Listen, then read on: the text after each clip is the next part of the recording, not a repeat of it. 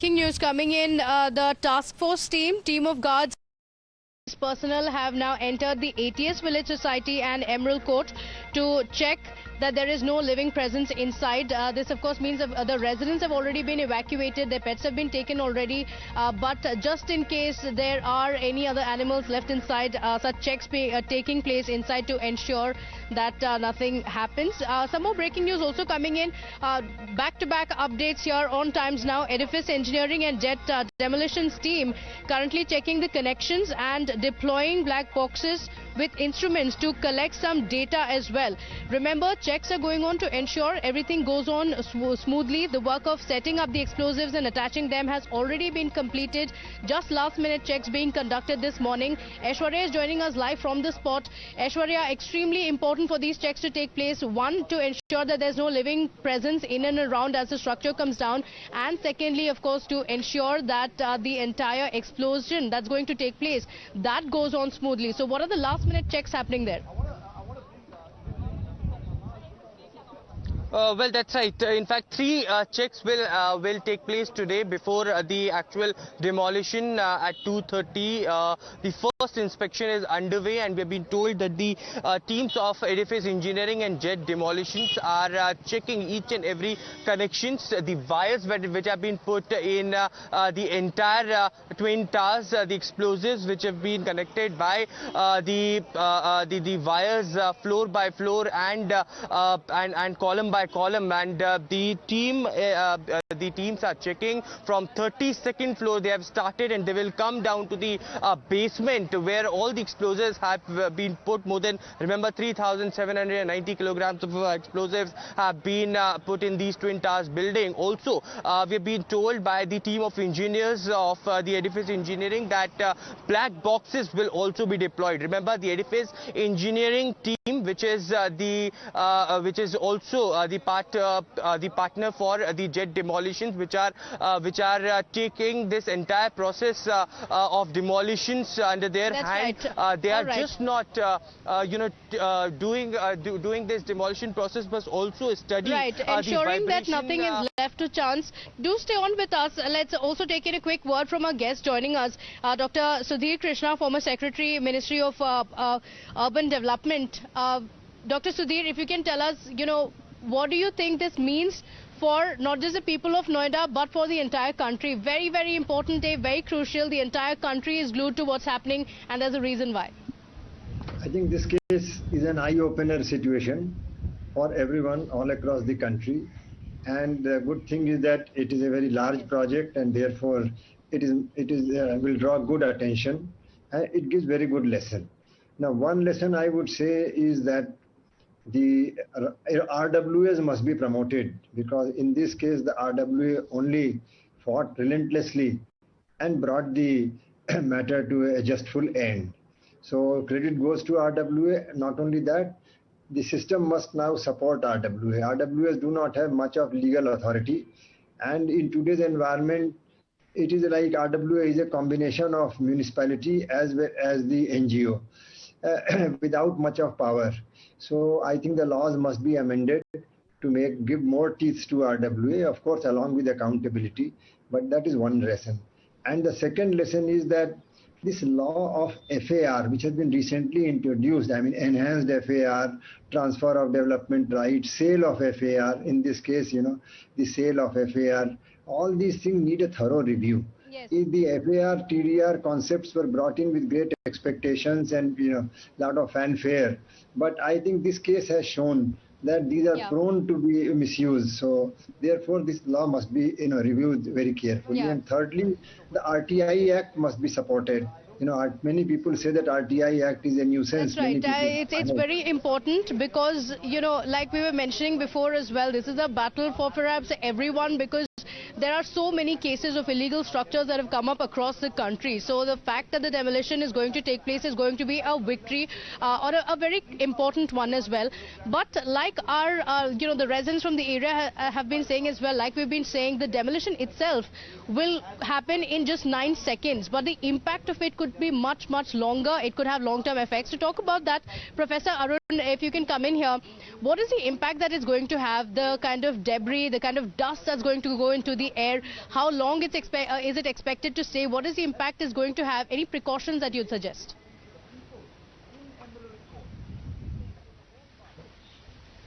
Yeah, well, this is a very huge structure, almost 100 meters tall and having a very wide area. So definitely the huge structure will come down, and there are two, by the way. So undoubtedly it will create huge amount of debris, pollutants, and the possibility is there that this can persist in the atmosphere for quite some time. But fortunate part is that because it's a construction material, those particulate matters, mainly particulate matters, will be generated, one of the kind of air pollutants, and they will be in the bigger size range. Their size will be comparatively bigger. So the chances are there that they will not persist in the atmosphere for a very longer period. Rather, they will settle down because of their weight and size. So this is one of the very positive factors. And as far as the explosives are concerned, definitely 3,700 kilograms of explosives are being used to bring down those structures. They themselves contain some type of chemicals, but mainly they are nitroglycerine. So I think that they are not toxic in nature. They will not be toxic in nature because they will mostly generate oxides of nitrogen, and because of burning, some carbon dioxide and carbon monoxide will be generated, and of course some, in a very meager amount, some black carbon, or what we call soot particles, will also be generated. So but they will be comparatively very less as far as building in comparison to the building materials. And of course, because their sizes, those chemicals generated pollutant sizes will be lesser, and some of them will be of the gaseous nature. So they might persist for some times, but I don't think that because of the weather, it's not a cold weather, atmosphere is not very stable, atmosphere is dispersion is possible because of the summer season. So possibility is there that these gases, these chemicals will also be dispersed. I don't think that 3 or 4 days maximum, by 3 or 4 days everything will be settled down.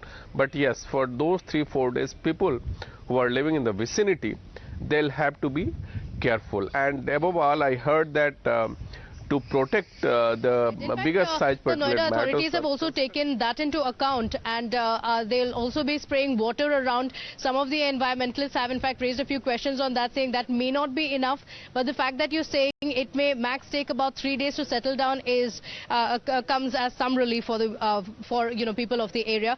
Vipul Ahuja, structural engineer, also with us. Mr. Vipul, there is a lot of focus on how the entire structure will come down, because this is not going to be any explosion. It's extremely difficult. It's a 100-meter odd building, and it has to come down, and to ensure that the structure falls onto itself and it does not, the debris does not fly out. The kind of detailed planning, the precision planning that has gone in, extremely crucial. See, so actually what has been done is, this is high earthquake country as such, which is the NCR region. So there's a lot of vertical elements like columns and what we call as shear walls in this building. So I have personally seen this building also. And so what they've done is they've actually cut some parts of the walls to even before demolition, so that it becomes manageable to demolish it with the pure explosives. Okay. Then they have actually drilled holes in the columns along in the walls in the long direction, and along the height also spaced about 2-3 feet or so. They've got horizontal holes inside the columns where they've put in the explosives, and they are timed in milliseconds. The lower stories are going to explode first, and on the one side of the tower, which is towards the park side, they will explode a few microseconds before the one that goes on the other side. So the debris is not likely to spread in the habitable areas, but it will go in the the non-habited area, which is the park area. So it will implode, no doubt, but still there is a slight bias, and so that if this thing falls, it falls more towards the park side than on any other side. And also on the site itself, they've got these. They've made these small trenches, like you see these for irrigation in the fields. So these small hills, so to say, at gaps of about 3 meters or 10 feet or so, hillocks. So when the debris falls, the impact is minimized. So they've taken those kind of precautions, and so when it comes down, the impact on the so there's a shock wave that goes out from here, and it makes creates like a mini earthquake of Richter magnitude 3, which is a very common occurrence in NCR, and most buildings will not even have cracks at that low level of earthquake. Okay. So I just want to ask you, one of the other concerns have also been about the buildings around. Remember, the Emerald Court is also in very close proximity. In fact, that's one of the reasons why the structure was said to be illegal and is being brought down as well. The impact that it will have, the assurance that has been given is that there's no reason to worry. It's only going to be some cosmetic damages, nothing else. But there's a lot of worry for areas around as well, a few houses or buildings that are older. Is that going to have any impact, the kind of vibration that's going to be caused because of the collapse of the building? What is the impact that it will have on the buildings around, especially for older buildings? Because the fear is that it could have long-term structural impact. yeah, so I think the older buildings, they will have to look for cracks themselves. If they feel that there are some cracks, those are telltales of greater damage. Then some non-destructive testings are possible, and they can check the structure with that. They will have to call some structural agency, and they will have to get their buildings checked. If originally the buildings were weak, and this is just the last nail in the coffin, it's a different thing. But that's we don't expect that, because NCR already gets this kind of earthquakes quite frequently, and they're hardly even noticeable. So I think that's, there's no point fear mongering.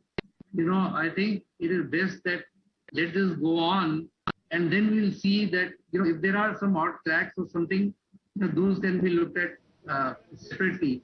But as of now, yes, it's a good move to move all the residents out.